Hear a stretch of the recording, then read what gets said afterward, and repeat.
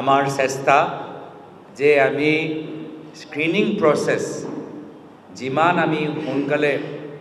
শেষ কৰিব পাৰোঁ সেয়া আমাৰ চেষ্টা থাকিব। আমি বিভিন্ন সময়ত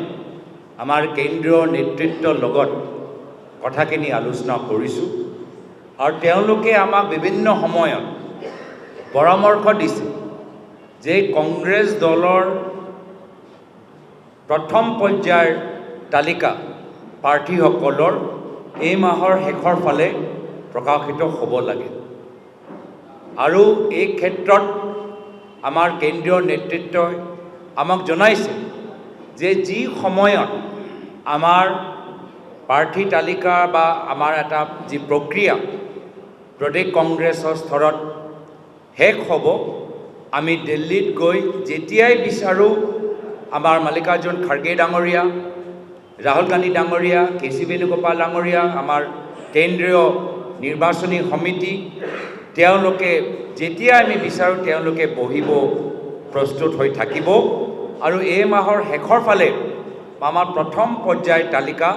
তেওঁলোকে মুকলি কৰিবলৈ তেওঁলোকে প্ৰস্তুত হৈ আছে। ইয়াৰ মাজত আমাৰ যাত্ৰা হ'ল সময় পৰিৱৰ্তনৰ যাত্ৰা, যে যাত্ৰা সমগ্ৰ অসমৰ ভিতৰত 12,000 বিঘা মাটি কাৰ ওচৰত আছে গোটেইখিনি কথা ফাদিল কৰিলে আৰু এই যাত্ৰা যথেষ্ট সফল হ'ল আৰু যাৰ ফলত আমাৰ এই যাত্ৰা সফলতা চাই আমি আমাৰ স্ক্ৰিনিং কমিটিৰ যি প্ৰদেশৰ মিটিং আছিল যিমান সোনকালে আমি কৰিবলৈ বিচাৰিছিলোঁ, আমি এই যাত্ৰাৰ সফলতা চাই আমি কৰিব নোৱাৰিলোঁ, কিন্তু তথাপিও আপোনালোকে দেখিছে যে বিভিন্ন দলৰ তুলনাত আমাৰ দলৰ কামখিনি স্ক্ৰিনিঙৰ কামখিনি আৰু গতি লৈছে, তেওঁলোকৰ তুলনাত আমি আৰু আগবাঢ়ি আছোঁ আৰু সেইকাৰণে আমাৰো চেষ্টা থাকিব যে আমাৰ প্ৰদেশ আমাৰ যি ইলেকশ্যন কমিটি স্ক্ৰিনিং মিটিং হ'ল খুব সুন্দৰকৈ হ'ল, নামবোৰ একদম ব্লকৰ পৰ্যায়ত আলোচনা কৰাৰ পিছত ডিষ্ট্ৰিক্টত আলোচনা হ'ল, ডিষ্ট্ৰিক্টত আলোচনা কৰাৰ পিছত আমাৰ ইয়াৰলৈ আহিলে, সেই মিটিঙৰ ভিতৰত খুব সুন্দৰ এটা চৰ্চা হ'ল, এটা শুদ্ধ পেনেল আমি প্ৰতিখন ছিটৰ বাবে আমি তৈয়াৰ কৰিবলৈ সক্ষম হ'লোঁ আৰু আমাৰ যে প্ৰক্ৰিয়া শুদ্ধ হৈছে, যদি আমাৰ তলৰ তৃণমূল কৰ্মীখিনি যদি অন্তিম স্ক্ৰিনিং মিটিঙৰ আগত আমাৰ সভানেত্ৰী স্ক্ৰিনিং কমিটি সভানেত্ৰী প্ৰিয়ংকা গান্ধী ডাঙৰীয়ানীক কিছু পৰামৰ্শ দিবলৈ বিচাৰে, তো তাৰ বাবে আকৌ 2-3 তেওঁলোকে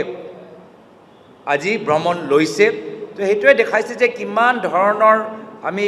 তৃণমূল কৰ্মীসকলৰ পৰামৰ্শ, তেওঁলোকক সময় আৰু সুবিধা আমি স্ক্ৰিনিং ওপৰত দিছোঁ, লগে লগে আমি তৎপৰতাও প্ৰকাশ কৰিছোঁ। মই আশাবাদী কি যদি আমি এই মাহৰ শেষৰ ফালে আমি যদি আমাৰ প্ৰথম তালিকা আমি ওলাব পাৰোঁ, মাৰ্চৰ প্ৰথম সপ্তাহৰ ভিতৰত আমি প্ৰায় 80 ছিটছত